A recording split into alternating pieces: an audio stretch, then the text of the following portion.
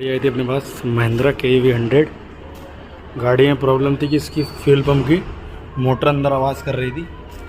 हमें जो फॉल्ट मिला वो ये डीजल फ़िल्टर इतना चौक है जिसकी वजह से ये सारी गंदगी डीजल फ़िल्टर में से निकली है। ये तसला है, देख सकते हो, वैसे साफ़ है, पर जो डीजल फ़िल्टर इतना चौक है ये सारी गंदगी इसी में से निकली है, डीजल फ़िल्टर में से। ये हमारा डीजल फ़िल्टर है, ये हम चेंज करेंगे, हमारी प्रॉब्लम सॉल्व हो जाएगी। गाड़ी का टैंक मोटर आवाज़ कर रही थी,